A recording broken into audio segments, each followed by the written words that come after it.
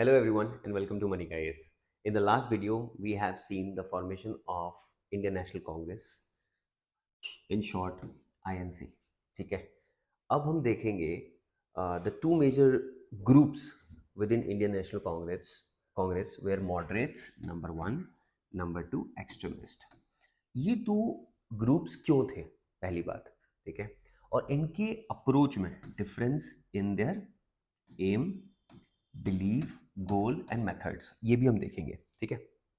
So this is the major demand of the topic and eventually how it is playing a role in the Indian national movement from 1885, that is the inception time of Congress, to around 1910s. ठीक है. यहाँ तक इस दोनों body का बहुत prominent role था. ठीक है. And eventually will also see what happened afterwards. ठीक है. So let's start with the topic. The very first thing that I want you to know, it's about moderates. Who were the moderates? Moderates अगर आप हिंदी वाली addition भी देखोगे, चाहे वो आपके NCERTs हो या कोई फिर रेफरेंस बुक हो, the moderates will be referred there as नरम दल. ठीक है. मतलब relatively soft. Extremists on the other hand are called गरम दल. ठीक है. So the aim is of the moderates not immediate independence. अगर नॉट इमीडिएट इंडिपेंडेंस है तो इसका मतलब क्या है? इनको चाहिए independence in terms of functionality. ठीक है. इनका demand eventually was dominion status. Like dominion status कहाँ कहाँ थी उस time? It was in Australia, it was in Canada. ठीक है. अब डोमिनियन स्टेटस का मतलब क्या हो गया? देखो, आपकी जो ओवरऑल रूलिंग है ना वो ब्रिटिशर्स की रहेगी, बट जो लेजिस्लेचर में काम कर रहे हैं, फॉर एग्जांपल आपकी जो सिविल सर्विसेज है, वो mostly will be dominated by the Indians. That is the major function of a dominion status. ठीक है. उनकी बिलीफ सिस्टम क्या थी? एम हमने देख लिया, not immediate independence but dominion status like Australia and Canada. The belief was Britishers अच्छे हैं. ब्रिटिशर्स अच्छे क्यों हैं? इनका मानना ये इसलिए था बिकॉज उन्होंने हमें एजुकेशन प्रोवाइड किया है. ठीक है. Education in terms of modern, in terms of rational education. Administration कैसा प्रोवाइड किया? एडमिनिस्ट्रेशन हमें मॉडर्न ब्यूरोक्रेटिक सेटअप दिया है. Cornwallis, Warren Hasting, these were the governor general, those who made the administration possible for India. Inception से ये काम कर रहे थे उस पर. ठीक है. और एक और बहुत बड़ी बिलीफ सिस्टम थी मॉडरेट्स की. वो सोचते थे उनको बस समझाओ. किनको समझाओ? ये जो समझाने वाला कॉन्सेप्ट है ना, ये इनको समझाना था, ब्रिटिशर्स को समझाना था. दैट देखो, हमारी जो प्रॉब्लम है ये ब्रिटिशर्स को पता नहीं है, और इसीलिए जब हम उनको बताएंगे that India is going through this issues, then they will try to resolve it by their acts, by their policies, by their laws, by their rules. ठीक है. तो उनको बस हमें समझाना है. ये मॉडरेट्स का बिलीफ सिस्टम था. And they believe that education and administration have been provided by them. तो अगर हम उनको ठीक से समझाएंगे तो वो हमारे इश्यूज को रिड्रेस करेंगे. ठीक है. तो उनके कुछ हद तक ये पॉइंट सही भी थे. बट जो मॉडरेट्स का एक इशू था, वो डाउटेड देयर ओन मासेस. जो इंडियन मासेस थी ना, उन पे बहुत ज़्यादा डाउट करते थे. क्यों डाउट करते थे? उनको लगता था इंडियन मासेस जो है ना, दे आर नॉट एजुकेटेड. ठीक है. इंडियन मासेस को अगर हम इन्वॉल्व करेंगे, that might lead to some chaos. Chaos and confusion से क्या होगा? अगर केओस एंड कंफ्यूजन आया तो Britishers will not allow us to function properly. ठीक है. क्योंकि वो गवर्नेंस में इशू करेगी, केओस आएगा. कोई भी सोसाइटी चाहेगी पीसफुल रहे. अगर हम पीसफुल रहेंगे तो हम ग्रो करेंगे. और लेट्स से यहाँ पे ब्रिटिशर्स का ग्रो से मतलब था वो अपना ग्रो. ठीक है. In a way they were able to exploit India. तो एक्सप्लॉइट नहीं कर पाएंगे शांति से. ठीक है. सो अगर इसलिए उन्होंने इंडियन मासेस को इन्वॉल्व नहीं किया. किसने नहीं किया? मॉडरेट्स ने इंडियन मासेस को इन्वॉल्व नहीं किया. ठीक है. मेथड क्या था? मेजर मेथड था 3P. 3P का मतलब क्या है? प्रेयर, पिटीशन और तीसरा है प्रोटेस्ट. प्रेयर मतलब क्या हो गया? प्रेयर मतलब हम जब उनको पूछेंगे आप हमारे लिए कर दीजिए, आप हमारे लिए वो कर दीजिए. ठीक है. Petition, petition basically resolution. जो भी आप लेजिस्लेचर में हो तो आप you bring out some resolutions, you ask the floor to work for some issue. ठीक है. That is the resolution. And protest basically propaganda. आप मीडिया के थ्रू प्रोपागेंडा क्रिएट करोगे. ठीक है. जैसे कि हमारे सोसाइटी में आज बहुत सारे NGOs हैं ठीक है, जिसको हम civil services civil society organisation भी कहते हैं, CSOs कहते हैं, ठीक है। तो वो भी प्रोपागेंडा क्रिएट करती है, प्रेशर क्रिएट करती है गवर्नमेंट पे, ताकि गवर्नमेंट कुछ स्टेप्स या कुछ एक्शंस अकॉर्डिंगली ले, ठीक है। उसके बाद ये तीन इनका 3P अप्रोच था मॉडरेट्स का। स्ट्रैटेजी क्या थी? स्ट्रैटेजी ये थी, इंडिया में एजुकेट करो मासेस को, पब्लिक ओपिनियन बिल्ड करो और नेशनल कॉन्शियसनेस क्रिएट करो। पब्लिक ओपिनियन, एजुकेट मासेस और पब्लिक ओपिनियन तो चलो मीडिया से कर रहे थे। नेशनल कॉन्शियसनेस क्या होता है? नेशनल कॉन्शियसनेस हमने पहले भी वीडियो में देखा हुआ है। In last to last class we have seen nation is a summation of people, ठीक है। तो एक यूनिटी वाली फैक्टर इवोक करने की कोशिश करेंगे, ठीक है। सो और ब्रिटेन में क्या करेंगे? ब्रिटेन में करेंगे हम परसुएड, पब्लिक को करेंगे, पार्लियामेंट को करेंगे, बिकॉज ब्रिटेन की जो पब्लिक है they are more educated, they will be able to understand our concerns, ठीक है। और वो मच्योर डेमोक्रेसी तो नहीं बोल सकते, बट इंडिया से रिलेटिवली डेमोक्रेसी वहां पे बेटर थी, ठीक है। पार्लियामेंट में हम उनको प्रोमोट करेंगे, दैट पार्लियामेंट में ही बोलेंगे दैट आप हमें कुछ कंसेशंस ग्रांट करो, जो हम देखेंगे अभी डिमांड्स भी थे जो मॉडरेट थे, ठीक है। तो in this slide we have seen that moderates were a group within INC। उनकी एम क्या थी, उनकी बिलीफ सिस्टम क्या थी, उनका मेथड क्या था, उनकी स्ट्रैटेजी क्या थी, ठीक है। Next we have what is the key contribution of moderates. The key contribution of moderates क्या क्या थे? सबसे पहला जो इनका बेनिफिट और लेट्स से जो वर्क था, जो उन्होंने हाईलाइट किया था, was the economic critique of colonialism. Economic critique, ठीक है। Dadabhai Naoroji famous work is poverty and un British rule in India, ठीक है। दूसरा है RC दत्त। RC दत्त ने इकोनॉमिक हिस्ट्री ऑफ इंडिया लिखा है, ठीक है। Poverty and un British rule में दादा भाई नौरोजी ने यह हाईलाइट किया है दैट इंडिया की जो वेल्थ डिप्लीशन की कंडीशन थी वो इसीलिए हुई थी because Britishers were governing India, ठीक है। अब ब्रिटिशर्स गवर्न कर रहे थे इंडिया को, तो क्या ऐसा कर रहे थे जो यहाँ की वेल्थ वहां चली गई, इन terms of pensions, in terms of war जो लड़ रहे थे, इन टर्म्स ऑफ सैलरी जो सिविल सर्वेंट को दिया जा रहा था, उससे इंडिया की जो रिसोर्सेज है ना वो डिप्लीट हो रही थी। इकोनॉमिक हिस्ट्री ऑफ इंडिया में RC दत्त ने क्या बोला है, इंडिया की जो डी इंडस्ट्रियलाइजेशन हुई है ना, उसके कारण economic condition of India has been very poor, ठीक है। Now just to highlight these two names has already been asked in your UPSC prelims examination 2020 2015, ठीक है। 2015 में ये दो इंडिविजुअल्स के नेम ऑलरेडी थे along with your GS Iyer, ठीक है।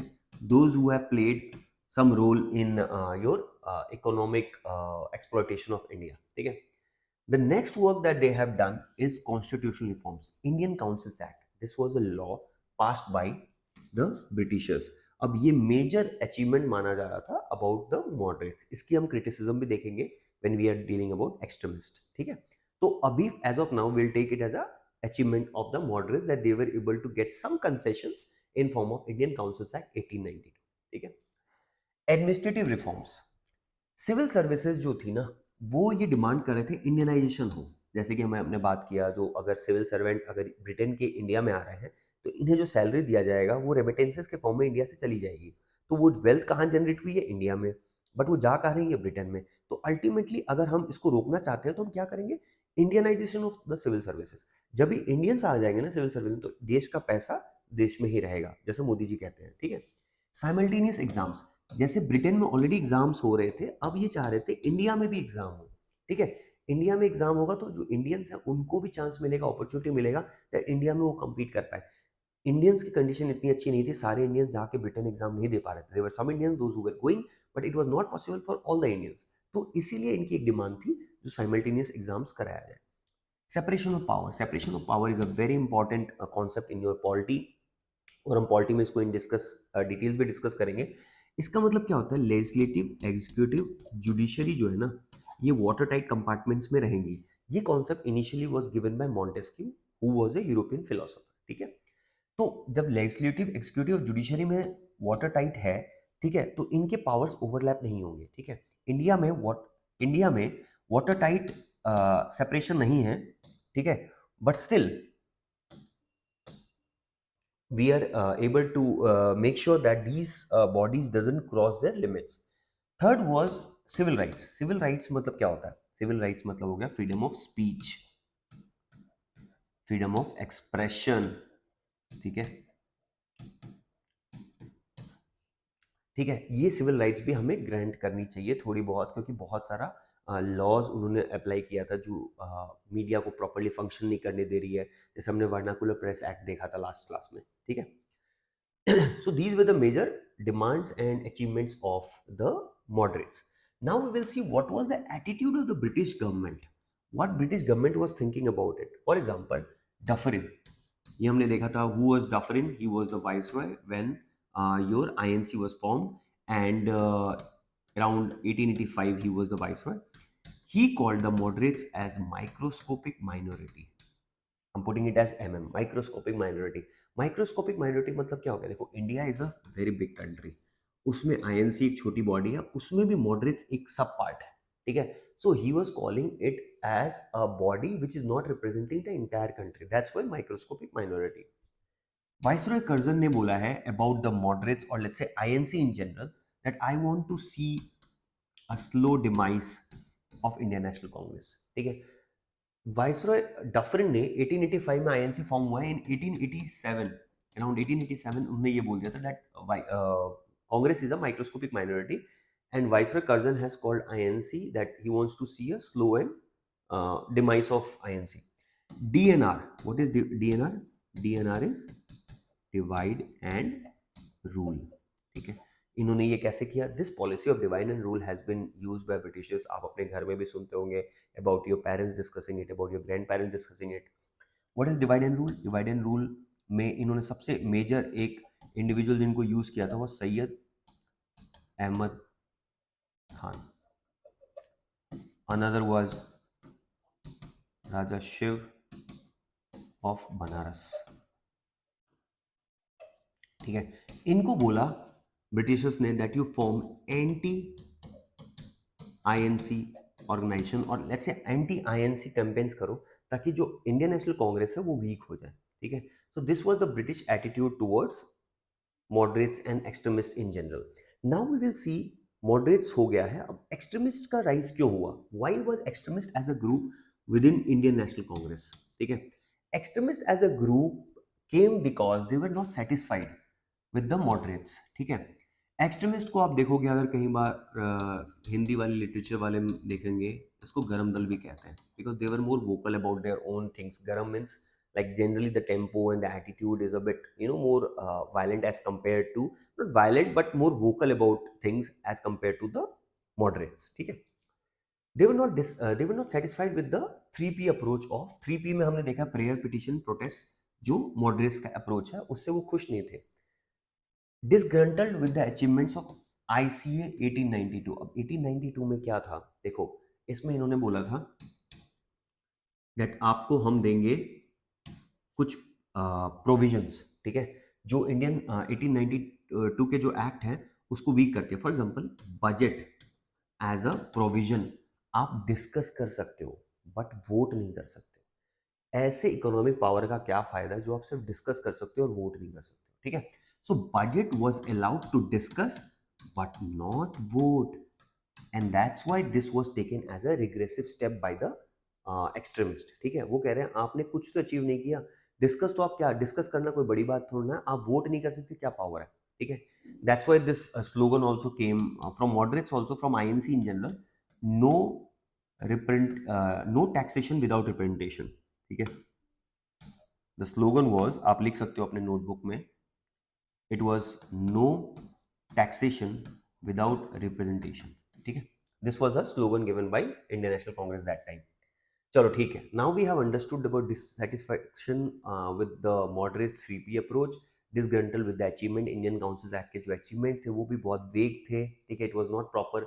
नाउ ब्रिटिश एरोगेंस जो कैलकाटा कॉर्पोरेशन एक्ट, ठीक है, इंडियन यूनिवर्सिटीज एक्ट, ठीक है। इंडियन यूनिवर्सिटीज एक्ट जब उन्होंने पास किया, उन्होंने बोला यूनिवर्सिटी, कर्जन था, viceroy Curzon was during that time around 1904 के टाइम में जब इंडियन यूनिवर्सिटीज एक्ट पास हुआ था, यूनिवर्सिटी उनका कहना था यूनिवर्सिटी का रोल है to educate the masses, whereas on the other hand the universities were becoming the breeding ground for political activity, which was not taken very positively by the the moderates and the extremists. ठीक है.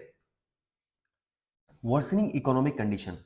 India was going through a plague and famine, whereas on the other hand the Britishers were celebrating in form of imperial darbar. ठीक है. So these things were not very well taken by the extremist leaders. वो कह रहे हैं हमारी country already बहुत plight में है और आप सेलिब्रेट कर रहे हो अपने अचीवमेंट्स को. International inspiration, very very important, although it's a fifth point but it's a very major point that I want to highlight over here. यहाँ पे क्या हुआ था, Japan actually defeated Russia. Ethiopia, which is a country in Africa, defeated a mighty power like Italy of Europe. ठीक है. तो अब जब छोटे पावर्स हैं बड़े पावर्स को डिफीट करते हैं तो जनरली जो एक कॉमन एक वाइब जाती है पूरे वर्ल्ड में वो ये है, even a small power can defeat a bigger power like Italy and Russia. ठीक है. तो इंडियन जो लीडर्स थे उन्होंने भी बहुत इसमें कॉन्फाइड किया दैट अच्छा ठीक है अगर वो कर सकते तो हम भी कर सकते हैं. ठीक है. This is the example of a role playing also. ठीक है. Now you have the difference between moderates and extremist. अब ब्रीफली देखेंगे जो मेजर लीडर्स कौन कौन से थे. मॉडरेट्स के मेजर लीडर्स थे Surendranath Banerjee, you have Badruddin Tyabji, you have GK Gokhale. GK Gokhale was also the political guru of Mahatma Gandhi. ठीक है. So these were the major leaders. After that, you have in extremist हम कहते हैं ट्रायो, लाल, बाल, पाल plus 1. Who is this plus 1? This plus 1 is no one but Aurobindo Ghosh. ठीक है. लाल से हमने देखा था लाजपत राय, लाला लाजपत राय. बाल से बिपिन चंद्र पाल, सॉरी बाल से बाल गंगाधर तिलक एंड पाल से बिपिन चंद्र पाल. ठीक है. So these were the three major leaders along with Aurobindo Ghosh who were a part of the extremist leader. ठीक है. दोनों के अप्रोच में एक सबसे बड़ा डिफरेंस क्या था, they did not believe in the power of masses. जो इंडियन मासेस थी ना उनके पावर्स में ये बिलीव नहीं करते थे. ठीक है. ये बिलीव क्यों नहीं करते थे, ये बिलीव इसलिए नहीं करते थे because they believe that Indian masses are not educated, और अगर इनको हमने इंडियन नेशनल मूवमेंट में लाइक पार्टिसिपेट करवाया it might lead to some confusion and which might reduce the impact or intensity of the Indian national movement, whereas extremists immensely believe in the power of masses. ठीक है.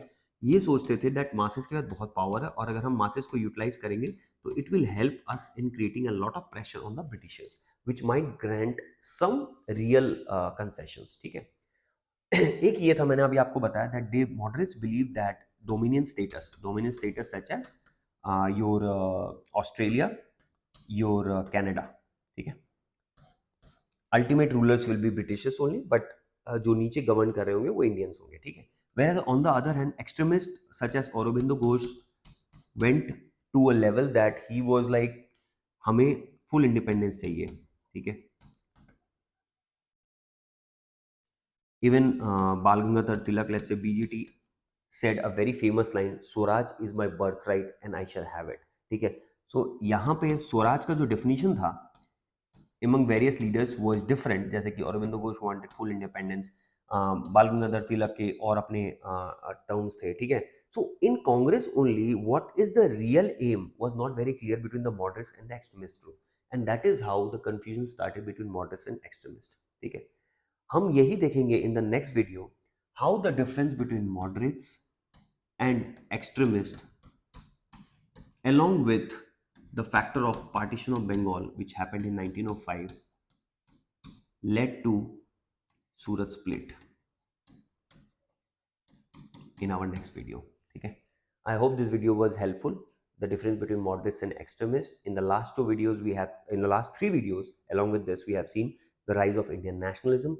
What were the factors which led to the rise of Indian nationalism? After that we saw the formation of Indian National Congress, and now we are seeing the two groups, that is the moderates and the extremists in Indian National Congress. In the next video we'll see about partition of Bengal and then eventually followed by Surat split. I hope this video was helpful. Thank you so much for watching.